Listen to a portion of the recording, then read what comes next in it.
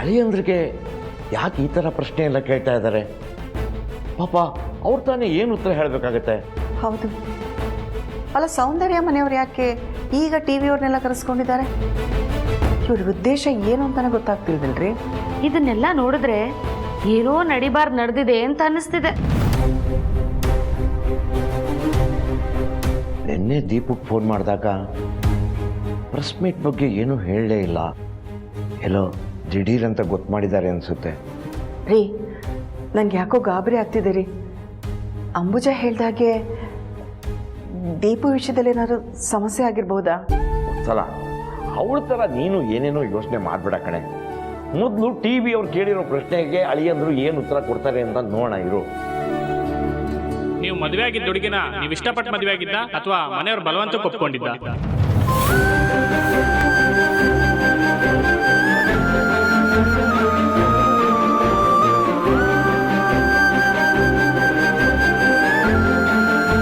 ರೀ, ಏನ್ರಿ ಪ್ರಶ್ನೆ ಕೇಳ್ತಾ ಇದ್ದೀರಾ? ಚಿರಾಗ್ಗೆ ನಾವ್ಯಾಕ್ರಿ ಬಲವಂತವಾಗಿ ಮದುವೆ ಮಾಡಬೇಕು? ಹಾಗಾದ್ರೆ ಇಷ್ಟಪಟ್ಟು ಮದುವೆ ಆಗಿರೋದಾ? ಹೌದು, ಖಂಡಿತವಾಗ್ಲು. ಚಿರಾಗ್ ಸರ್, ನೀವೊಬ್ಬರೇ ಮಾತಾಡ್ತಿದ್ದೀರಾ? ನಿಮ್ಮ ಶ್ರೀಮತಿ ಅವರು ಮಾತಾಡ್ಬೋದಲ್ವಾ? ಮಾತಾಡ್ತಾರೆ, ಯಾಕೆ ಮಾತಾಡಲ್ಲ? ನೀವು ಪ್ರಶ್ನೆ ಕೇಳಿ, ಉತ್ತರ ಕೊಡ್ತಾರೆ. ಚಿರಾಗ್ ಅವ್ರು ಕೇಳಿದ ಪ್ರಶ್ನೆನ ನಿಮಗೂ ಕೂಡ ಕೇಳ್ತಿದ್ದೀನಿ. ನೀವೇನಾದ್ರೂ ಮದುವೆನ ಇಷ್ಟಪಟ್ಟಾಗಿದ್ದ ಅಥವಾ ಬಲವಂತಕ್ಕೆ ಮದುವೆ ಆಗಿದ್ದ? ಮದುವೆ ನಿಮಗೆ ಇಷ್ಟ ಇಲ್ಲದೆ ಆದ್ರಂತೆ, ಇದಕ್ಕೆ ಏನಂತೀರಾ?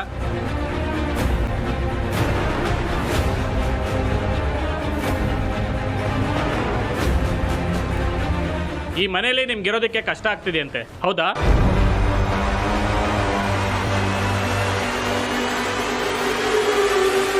ಈ ಮನೆಯವರು ನಿಮ್ಮನ್ನ ಸೊಸೆ ಅಂತ ಯಾರು ಒಪ್ಕೊಂಡೇ ಇಲ್ವಂತೆ?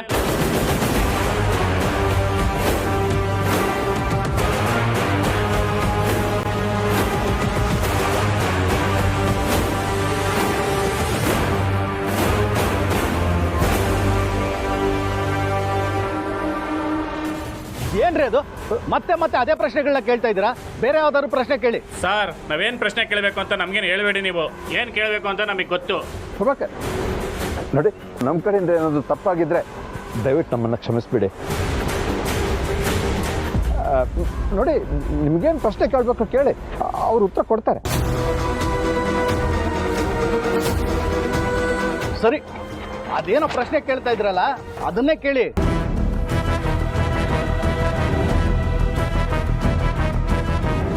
ಹೇಳಿ ಮೇಡಮ್, ನಿಮಗೆ ಈ ಮನೇಲಿ ಏನಾದರೂ ತೊಂದರೆ ಆಗ್ತಿದೆಯಾ? ನನ್ಗಿಲ್ಲಿ ತೊಂದರೆ ಆಗ್ತಿದೆ. ನನ್ನನ್ನು ಯಾರು ಇಲ್ಲಿ ಚೆನ್ನಾಗಿ ನೋಡ್ಕೋತಿಲ್ಲ.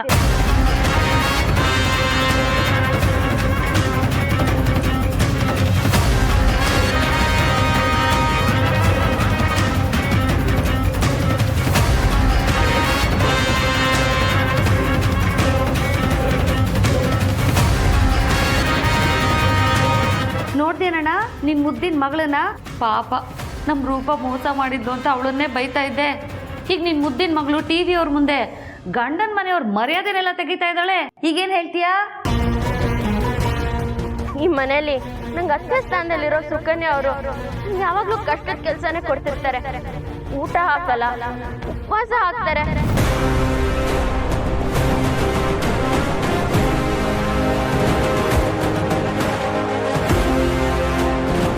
ಚುಚ್ಚು ಮಾತಿಂದ ಬೈತಾನೆ ಇರ್ತಾರೆ. ಪ್ರತಿದಿನ ನಾನು ಹಿಂಸೆ ಅನುಭವಿಸ್ತಿದ್ದೀನಿ.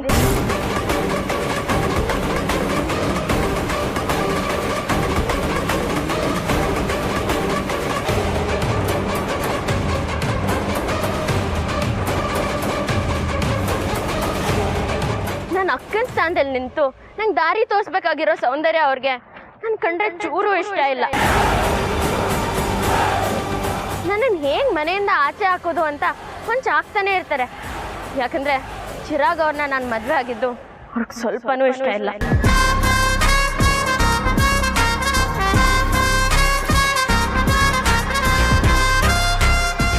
ನನ್ನ ಗಂಡನ ವಿಷಯಕ್ಕೆ ಬರ್ಬೇಕಂದ್ರೆ ನನ್ನ ಗಂಡ ಒಂದಿನಾನು ನನ್ನ ಗಂಡನಾಗಿ ನಡ್ಕೊಂಡಿಲ್ಲ.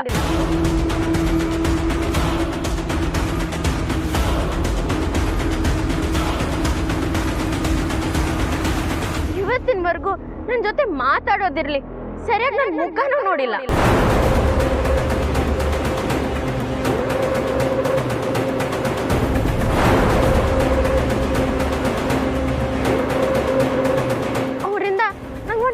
ಪ್ರೀತಿ ಸಿಕ್ಕಿಲ್ಲ ಅಂತ ನತದೃಷ್ಟೇ ನಾನು.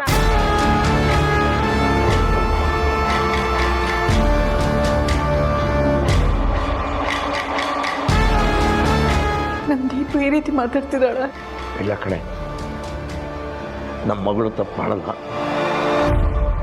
ಸುಮ್ಮನೆ ಈಗ ಅವಳು ಮಾಡ್ತಾ ಇರೋದೇನು?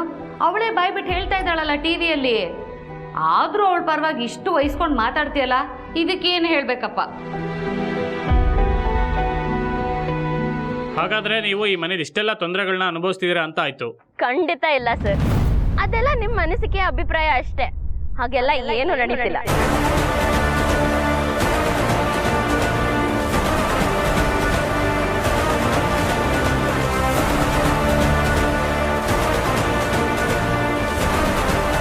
ಅಂದ್ರೆ ನೀವಿಷ್ಟೊತ್ತವರೆಗೂ ಹೇಳಿದ್ದು ನಾನು ಆ ಥರ ಇದ್ದೀನಿ ಅಂತ ನಿಮ್ಮ ಹೂವೇ ಅಷ್ಟೇ. ನಾನು ಈ ಮನೆಯಲ್ಲಿ ಮಹಾರಾಣಿ ಥರ ಇದ್ದೀನಿ.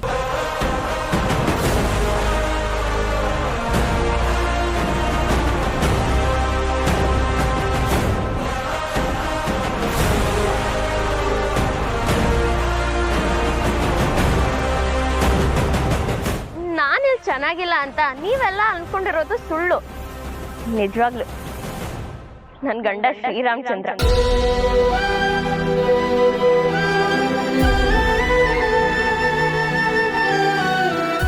ಅವ್ರು ಯಾವಾಗ್ಲೂ ನನ್ನ ಹಿಂದೆ ಮುಂದೆನೆ ಸುತ್ತಿರ್ತಾರೆ. ಅವ್ರಿಗೆ ನನ್ನ ಮೇಲೆ ಆಕಾಶದ ಪ್ರೀತಿ ಇದೆ. ನಾನಿಲ್ದೆ ಒಂದ್ ಕ್ಷಣನೂ ಇರಲ್ಲ. ಈಗ್ಲೂ ಅಷ್ಟೇ, ಪ್ರೆಸ್ ಮೀಟ್ಗೆ ಒಟ್ಟಿಗೆ ಹೋಗ್ಬೇಕು ಅಂತ ನಾ ರೆಡಿ ಆಗೋವರೆಗೂ ಕಾಯ್ತಾನೆ ಇದ್ರು.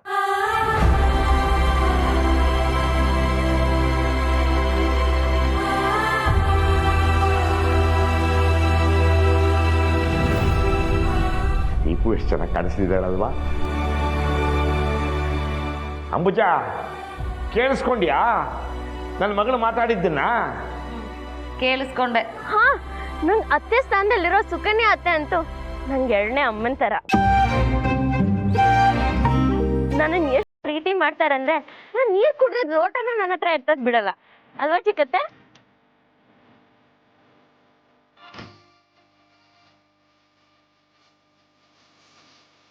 ಸುಂದರಿ ಅಕ್ಕಂಗಂತೂ ನನ್ನ ಮೇಲೆ ತುಂಬಾನೇ ಕಾಳಜಿ. ಈ ಸೋಪ್ ಹಾಕು, ಬೆಳ್ಳಿಗೆ ಅಂತೀಯ, ಈ ಬಟ್ಟೆ ಹಾಕು, ಸಕ್ಕದಾಗಿ ಕಾಣಿಸ್ತೀಯ, ಇದೇ ಒಡವೆ ಹಾಕ್ಬೇಕು, ಇದೇ ಒಡವೆನು ಸೌಂದರ್ಯ ಅಕ್ಕನೇ ಹಾಕೊಳಕ್ ಹೇಳಿದ್ದು.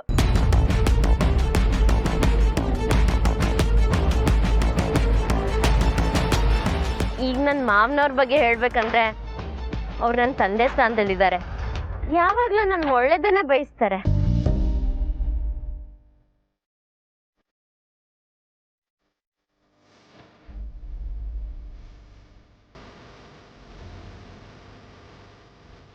ಹಾಗೆ ಈ ಮನೆಯಲ್ಲಿ ನಂಗೆ ತುಂಬಾ ವಿಶೇಷವಾಗಿ ಪ್ರೀತಿಸೋ ವ್ಯಕ್ತಿ ಅಂದ್ರೆ ಅರ್ಚನಾ ಅಕ್ಕ. ಏನ್ ತಪ್ಪು, ಏನ್ ಸರಿ, ಹೇಗಿರ್ಬೇಕು, ಹೇಗಿರ್ಬಾರ್ದು ಪ್ರತಿ ಕ್ಷಣ ನನ್ನ ಜೊತೆ ಇದ್ ನಂಗೆ ಹೇಳ್ಕೊಡ್ತಾರೆ. ಅಕ್ಕ, ತುಂಬಾ ಥ್ಯಾಂಕ್ಸ್. ಒಟ್ನಲ್ಲಿ ನನ್ನ ಪಾಲಿಗೆ ಈ ಮನೆ ನಂದು ಗೋಕಲ ಇದ್ದಂಗೆ. ಈ ಮನೇಲಿರೋರು ಎಲ್ಲರೂ ತುಂಬಾ ಒಳ್ಳೆಯವರು.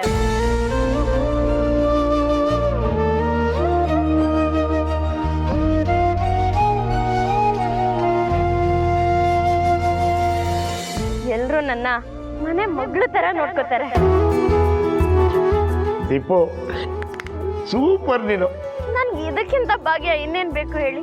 ನನ್ಗೆ ಯಾಕೋ ನೀವು ಸುಳ್ಳು ಹೇಳ್ತಿದ್ದೀರಾ ಅನ್ಸುತ್ತೆ.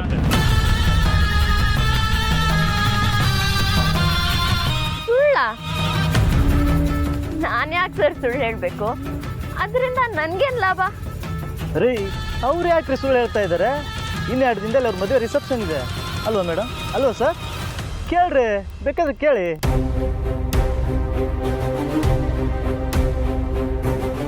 ಏನ್ರಿ ಅದು? ಏನಾರ ಮಾತಾಡ್ತಾ ಇದ್ದೀರಾ? ನಿಮಗ್ ನೀವೇ ಏನೇನೋ ಡಿಸೈಡ್ ಮಾಡ್ಕೋತಾ ಇದ್ದೀರಾ? ರಿಸೆಪ್ಷನ್ ಮಾಡ್ತಾ ಇದ್ದೀವಿ ಅಂತ ಯಾರು ಹೇಳಿದ್ದು? ಪ್ರಭಾಕರ್ ಸರ್, ರಿಸೆಪ್ಷನ್ ಮಾಡ್ತಿದ್ದೀರಾ ಇಲ್ವಾ ಹೇಳಿ ಸರ್. ಹೌದು, ಇನ್ನು 2 ದಿನದಲ್ಲಿ ನಾವು ರಿಸೆಪ್ಷನ್ ಇಟ್ಕೋತೀವಿ.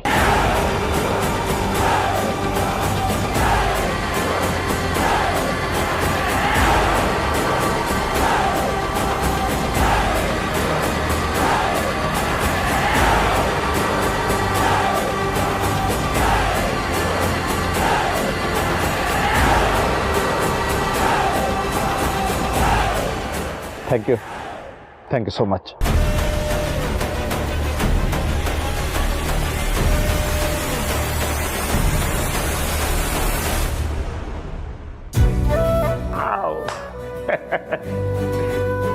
ಕೇಳಿಸ್ಕೊಂಡಿದ್ದೆ ಅಂಬುಜ, ನನ್ನ ಮಗಳು ಮಾತಾಡಿದ್ದನ್ನ ಕೇಳಿಸ್ಕೊಂಡ್ಯಾ?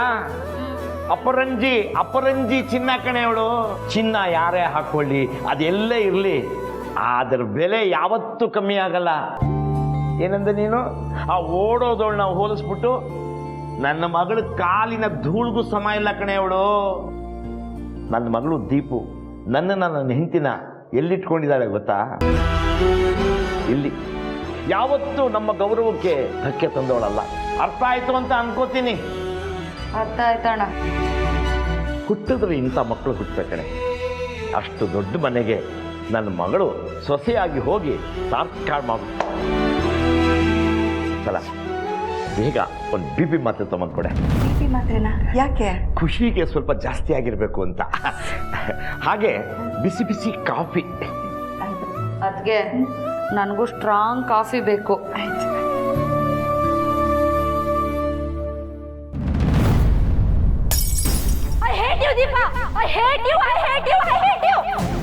ಜಾನು, ಏನಾಯ್ತು ಜಾನು? ಅಲ್ಲಿ ನೋಡಿ ಅರವಿಂದ್, ಆ ದೀಪ ನೋಡಿ ನನ್ನ ಹೊಟ್ಟೆ ಎಲ್ಲ ಉರ್ದೋಗ್ತಿದೆ. ನಾನ್ ಮದ್ವೆ ಆಗ್ಬೇಕಾಗಿದ್ದ ಹುಡ್ಗನ್ ಪಕ್ಕ ಕೂತು ಮೀಡಿಯಾ ಮುಂದೆ ಮಿಂಚ್ತಿದ್ದಾಳೆ ಅಂದ್ರೆ ಅವಳ ಮುಂದೆ ನಾನು ಏನು ಅಲ್ಲ. ಹೋಗ್ಲಿ ಬಿಟ್ಟು ಜಾನು, ಅವಳು ಎಷ್ಟೇ ಮಿಂಚಿದ್ರು ನಿನ್ ತರ ಹೀರೋಯಿನ್ ಆಗಕ್ಕಾಗಲ್ವಲ್ಲ? ಸಾಕ್ ನಿಲ್ಸಿ. ನಾನು ಬಂದಾಗ್ಲಿಂದ ನೋಡ್ತಿದ್ದೀನಿ, ನನ್ನ ದೊಡ್ಡ ಹೀರೋಯಿನ್ ಮಾಡ್ತೀನಿ ಅಂತ ಬರೀ ಬಾಯಿ ಮಾತಲ್ಲೇ ಹೇಳ್ತಿದ್ದೀರಾ ಹೊರತು ಅದಕ್ಕೇನು ಒಂದ್ ಚೂರು ಪ್ರಯತ್ನನೇ ಮಾಡ್ತಿಲ್ಲ. ಹಾಗಲ್ಲ ಜಾನು, ನನ್ ಗೊತ್ತಿರೋ ಕಡೆ ಎಲ್ಲ ಟ್ರೈ ಮಾಡ್ತಾ ಇದ್ದೀನಿ. ಏನ್ ಟ್ರೈ ಮಾಡ್ತಿದ್ದೀರಾ? ಬಾಂಬೆಯಿಂದ ಬಂದ, ಅವ್ನ್ ಫೋಟೋ ಏನೋ ಚೆನ್ನಾಗ್ ತೆಗ್ದ, ಆದ್ರೆ ನೀವೇ ಅವ್ನ್ ಸರಿ ಇಲ್ಲ ಅಂತ ಬೈಕ್ ಕಳ್ಸಿದ್ರಿ. ಇವತ್ತು ಅದ್ಯಾರೋ ದೊಡ್ಡ ಡೈರೆಕ್ಟರ್ ಅಂತ ಕರ್ಸಿದ್ರಿ. ಅವ್ನ್ ನೋಡಿದ್ರೆ ನನಗ್ ಚಾನ್ಸ್ ಕೊಡಕ್ಕೆ ಅಂತ 25 ಲಕ್ಷ ಕೇಳ್ತಿದ್ದಾನೆ. ಏನ್ ದುಡ್ಡು ಅಂದ್ರೆ ತಮಾಷೆನ ಅರವಿಂದ್? ಅವನ್ ಬಗ್ಗೆ ತಿಳ್ಕೊಳ್ದೆ, ಅವ್ನ್ ಬ್ಯಾಕ್ ಗ್ರೌಂಡ್ ಗೊತ್ತಿಲ್ಲದೆ ಕರ್ಸಿದ್ರಲ್ಲ, ಅವ್ನ್ ಎಂತ ಮೋಸ್ಕರ ಅಂತ ಗೊತ್ತಾಯ್ತಾ ನಿಮ್ಗೆ? ಜಾನು, I am so sorry. Blind ಆಗಿ ಎಲ್ಲರೂ ನಂಬಿಟ್ಟಿದ್ದೀನಿ. ಇನ್ಮೇಲೆ ಹಾಗೆ ಮಾಡಲ್ಲ. ಸಾಕು. ನಿಮ್ ಮಾತನ್ ಕೇಳಿ ಕೇಳಿ ನನ್ಗಂತೂ ಸಾಕಾಗಿ ಹೋಗಿದೆ. ಇನ್ನು ನೀವ್ ಹೇಳಿದನ್ ಕೇಳ್ತಾ ಕೂತ್ರೆ ನಾನು ಅನ್ಕೊಂಡಿದ್ದನ್ನ ಅಚೀವ್ ಮಾಡಕ್ಕೆ ಆಗಲ್ಲ. ಅದಕ್ಕೆ ನಾನೊಂದು ನಿರ್ಧಾರಕ್ಕೆ ಬಂದಿದ್ದೀನಿ. ಏನ್ ಡಿಸೈಡ್ ಮಾಡಿದ್ಯಾ ಜಾನು? ನಾನು ಇಲ್ಲಿಂದ ಹೊರಡ್ತಾ ಇದ್ದೀನಿ ಅಷ್ಟೇ. ಜಾನು, ಜಾನು, ನನ್ನ ಮಾತು ಕೇಳು ಜಾನು. ಪ್ರೀ, ನಾವು ಹೋಗೋದಾ? ಯಾಕೆ? ಇನ್ನೇನು ಪಿಕ್ಚರ್ ಮುಗೀತಲ್ಲ, ಇನ್ನೇನು ಕೆಲಸ ನಮಗೆ? ಇರೇ, ಅರವಿಂದ್ ಎಲ್ಲ ಮ್ಯಾನೇಜ್ ಮಾಡ್ತಾರೆ. ಅವ್ನಿಗೇನು ಫಸ್ಟ್ ಟೈಮ್ ಇದು?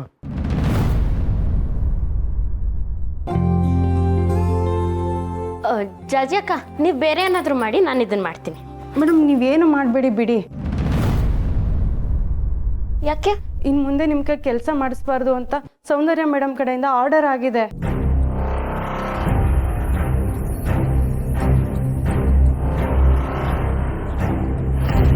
ಏನು ಹೇಳ್ತಿದ್ದೀರಾ ಜಾಜಿ ಅಕ್ಕ? ನಾನು ಯಾಕೆ ಕೆಲಸ ಮಾಡಬಾರ್ದಂತೆ? ಗೊತ್ತಿಲ್ಲ ಮೇಡಮ್, ನಿಮ್ಮ ಕೈಯಿಂದ ಒಂದು ಲೋಟನ್ನು ಎತ್ತಿಡಿಸ್ಬಾರ್ದು ಅಂತ ಸ್ಟ್ರಿಕ್ಟಾಗಿ ಹೇಳಿದ್ದಾರೆ. ಅಯ್ಯೋ ದೇವ್ರೆ, ಅಂತ ತಪ್ಪು ನಾನೇನು ಮಾಡಿದೆ? ಅದು ಯಾಕೆ ಅಂತ ಗೊತ್ತಿಲ್ಲ ಮೇಡಮ್. ನೀವು ಬಂದ ಕೂಡಲೇ ನನ್ನ ಹತ್ರ ಕಳಿಸು ಅಂತಲೂ ಹೇಳಿದ್ದಾರೆ.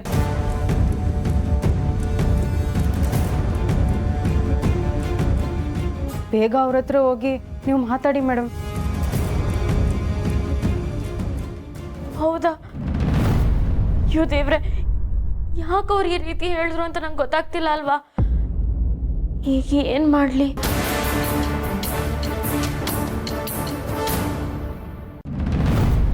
ಅಪ್ಪ, ಚಿರುದೀಪ ವಿಚಾರದಲ್ಲಿ ಯಾರು ತಗೊಳ್ದೇ ಇರೋ ಡಿಸಿಷನ್ನ ನೀವು ತಗೊಂಡಿದ್ದೀರಾ. ಇದರಿಂದ ನನಗಂತೂ ತುಂಬ ಖುಷಿ ಆಗ್ತಿದೆ ಅಪ್ಪ. ಆದರೆ ಆ ಡಿಸಿಷನಿಂದ ಚಿರು ಖುಷಿಯಾಗಿದೆಯೋ ಇಲ್ಲೋ ಗೊತ್ತಿಲ್ಲ. ನೀವು ತಲೆ ಕೆಡಿಸ್ಕೊಳಕ್ಕೆ ಹೋಗಬೇಡಿ ಅಪ್ಪ. ದೀಪ ಜೊತೆ ರಿಸೆಪ್ಷನ್ಗೆ ಚಿರುನ ನಾನು ಒಪ್ಪಿಸ್ತೀನಿ. ನನ್ನ ನಿರ್ಧಾರನ ಅವನು ಒಪ್ತಾನೆ ಅಂತೀಯ? ಖಂಡಿತ ಒಪ್ಪಲ್ಲ.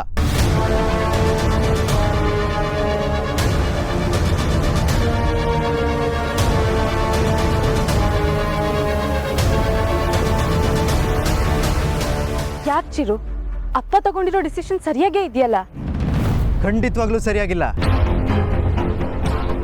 ಯಾರನ್ನ ಕೇಳಿ ಡಿಸಿಷನ್ ತಗೊಂಡ್ರಂತ ನನಗಂತೂ ಅರ್ಥ ಆಗ್ತಿಲ್ಲ. ಅಷ್ಟಕ್ಕೂ ನನ್ನ ಲೈಫ್ ಬಗ್ಗೆ ಡಿಸಿಷನ್ ತಗೊಳಕ್ಕೆ ಅವ್ರು ಯಾರು?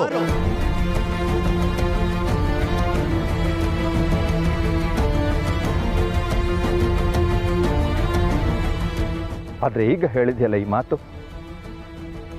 ಮನಸ್ಸಿಗೆ ತುಂಬ ನೋವಾಯ್ತು, ಎದೆ ಭಾರ ಆಗ್ತಿದೆ. ಚಿರು, ಅಪ್ಪನ ಬಗ್ಗೆ ಬಾಯಿಗೆ ಬಂದಂಗೆ ಮಾತಾಡ್ಬೇಡ. ಇನ್ಮೇಲೆ ಅವ್ರಿಗೆ ಎಷ್ಟು ಪ್ರೀತಿ ಇದೆ ಅಂತ ನನಗೆ ಗೊತ್ತು. ಅದು ಅಲ್ಲದೆ ನಿನ್ನ ವಿಷಯದಲ್ಲಿ ಡಿಸಿಷನ್ ತಗೊಳಕ್ಕೆ ಅಪ್ಪಂಗೆ ಎಲ್ಲ ಅಧಿಕಾರನೂ ಇದೆ. ಅವ್ರ ನಿರ್ಧಾರನ ನಾವು ಗೌರವಿಸಲೇಬೇಕು. ನೀನು ಅದನ್ನ ಒಪ್ಕೊಳ್ಳೇಬೇಕು. ನಾನಂತೂ ಖಂಡಿತವಾಗ್ಲೂ ಒಪ್ಕೊಳ್ಳಲ್ಲ ಅಚ್ಚು. ಬಂದಿರೋ ಹುಡುಗಿನ ಈ ಮನೆಯವರೇ ಸೊಸೆಯಾಗಿ ಒಪ್ಕೊಳ್ತಾ ಇಲ್ಲ, ಮನೆ ಕೆಲಸದವ್ರ ಥರ ಟ್ರೀಟ್ ಮಾಡ್ತಾ ಇದ್ದಾರೆ. ಅವ್ರ ಜೊತೆ ನನ್ನ ರಿಸೆಪ್ಷನ್ ಮಾಡ್ಬೇಕಂತಿದ್ದಾರೆ ಇವರು. ದೀಪನ ಬೇರೆಯವರು ಮನೆ ಕೆಲಸದವ್ರ ಥರ ನೋಡ್ತಿರ್ಬೋದು, ಆದರೆ ನಾನಾಗಲಿ ಅಪ್ಪ ಆಗಲಿ ಅವಳನ್ನ ಯಾವತ್ತೂ ಆ ರೀತಿ ನೋಡಿಲ್ಲ, ನೋಡೋದು ಇಲ್ಲ. ಅವಳು ಯಾವತ್ತಿದ್ರೂ ಈ ಮನೆ ಸೊಸೆನೆ. ನಿಮ್ಮ ದೃಷ್ಟಿಲಿ ಅವ್ರ ಈ ಮನೆ ಸೊಸೆ ಇರ್ಬೋದು, ಆದರೆ ಅವ್ರ ಹೆಂಡತಿಯಾಗಿ ಒಪ್ಕೊಳಕ್ ನಂಗೆ ಸಾಧ್ಯ ಇಲ್ಲ. ಅದು ನಿನಗೆ ಬಿಟ್ಟಿದ್ದು ಚಿರು. ಅಪ್ಪ ಅವ್ರ ಕರ್ತವ್ಯನ ಮಾಡ್ತಿದ್ದಾರೆ. ಮಾಡೋ ಟೈಮಲ್ಲಿ ಸರಿಯಾಗಿ ಕರ್ತವ್ಯ ಮಾಡಿದ್ರೆ ಇವತ್ತು ಈ ಮನೇಲಿ ಪರಿಸ್ಥಿತಿ ಇರ್ತಾ ಇರಲಿಲ್ಲ, ನನ್ನ ಜೀವನನೂ ಹಾಳಾಗ್ತಾ ಇರಲಿಲ್ಲ.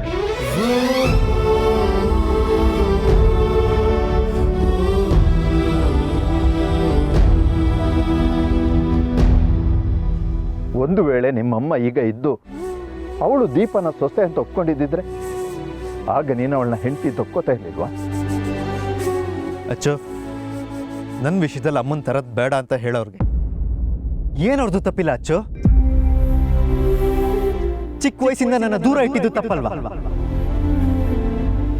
ಅವ್ರ ಪ್ರೀತಿ ಬೇಕು ಬೇಕು ಅಂತ ಎಕ್ಸ್ಪೆಕ್ಟ್ ಮಾಡ್ಕೊಂಡು ಹೋದಾಗೆಲ್ಲ ಬಿಸ್ನೆಸ್ಸೇ ಮುಖ್ಯ ಅಂತ ಹೋದ್ರಲ್ಲ, ಅದು ತಪ್ಪಲ್ವಾ? ಮನೇಲೆ ಓದ್ತೀನಿ ಅಂತ ಎಷ್ಟು ಕೇಳ್ಕೊಂಡ್ರು ಬಿಡದೆ ಬೋರ್ಡಿಂಗ್ ಸ್ಕೂಲ್ ಹಾಕಿದ್ರಲ್ಲ, ಅದು ತಪ್ಪಲ್ವಾ? ಅವ್ರ ಜೊತೆ ಮಾತಾಡಬೇಕು, ಬೆರಿಬೇಕು ಅಂತ ಹೋದಾಗೆಲ್ಲ ನನ್ನ ಕೈಗೆ ಸಿಗದೆ ಹೋದ್ರಲ್ಲ, ಅದು ತಪ್ಪಲ್ವಾ? ಹೇಳಚ್ಚು, ಮಾತಾಡು. ಹೆತ್ತೋರು ಕಷ್ಟಪಟ್ಟು ಹಗಲು ರಾತ್ರಿ ನಿದ್ದೆಗೆಟ್ಟು ದೂರ ಹೋಗಿ ಒಂಟಿಯಾಗಿ ದುಡಿಯೋದು ತಮ್ಮ ಸುಖಕ್ಕೋಸ್ಕರ ಅಲ್ಲ, ತಮ್ಮ ಮಕ್ಕಳ ಸುಖಕ್ಕೋಸ್ಕರ. ಅವರು ಚೆನ್ನಾಗಿರ್ಬೇಕು, ಅವರ ಭವಿಷ್ಯ ಚೆನ್ನಾಗಿರ್ಬೇಕು ಅಂತ. ಅವತ್ತು ನನ್ನ ಪರಿಸ್ಥಿತಿನೂ ಹಾಗೆ. ನಿಮ್ಮೆಲ್ಲರ ಭವಿಷ್ಯಕ್ಕೋಸ್ಕರ ನಾನು ಹಗಲು ರಾತ್ರಿ ಕಷ್ಟಪಟ್ಟು ದುಡಿಬೇಕಾಗಿತ್ತು. ಆದರೆ ನಿಮ್ಮನ್ನು ದೂರ ಮಾಡಿಕೊಂಡು ನಿಮಗೆ ಪ್ರೀತಿ ಕೊಡದೆ ದುಡಿಬೇಕಾಗಿರಲಿಲ್ಲ ಅಂತ ನನಗೆ ಈಗ ಅನ್ನಿಸ್ತಾ ಇದೆ. ಹೌದು ಕಣಪ್ಪ, ನಂದು ತಪ್ಪೆ. ಆದರೆ ನಾನು ಕಷ್ಟಪಟ್ಟು ಈ ಸಮಾಜದಲ್ಲಿ ಹೆಸರು ಗೌರವನ ಸಂಪಾದಿಸಿದ್ದೀನಿ. ಅದನ್ನು ನಾವೆಲ್ಲರೂ ಸೇರಿ ಕಾಪಾಡಲೇಬೇಕು.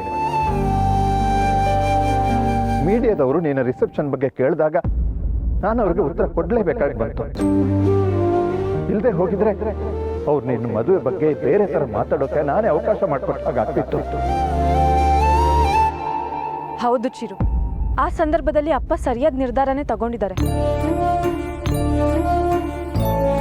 ದೀಪನ ಇಷ್ಟಪಡೋದು, ಅವಳನ್ನ ಹೆಂಡತಿ ಅಂತ ಒಪ್ಕೊಳ್ಳೋದು ನಿನಗೆ ಬಿಟ್ಟಿದ್ದು. ಅವಳು ಈ ಮನೆ ಸೊಸೆ ಆಗಿರೋದ್ರಿಂದ ನಿಮ್ಮಿಬ್ರು ರಿಸೆಪ್ಷನ್ ಅಂತೂ ಮಾಡಲೇಬೇಕು. ಅದನ್ನ ಯಾರಿಂದನೂ ತಪ್ಸಕ್ಕಾಗಲ್ಲ. ಅಚ್ಚು, ನನ್ನ ಪರ್ಸನಲ್ ಲೈಫ್ ಬಗ್ಗೆ ಡಿಸಿಷನ್ ತಗೊಳ್ಳೋ ಅಧಿಕಾರ ಇರೋದು ಅತ್ಗೆ ಮಾತ್ರ, ಬೇರೆ ಯಾರಿಗೂ ಅಲ್ಲ.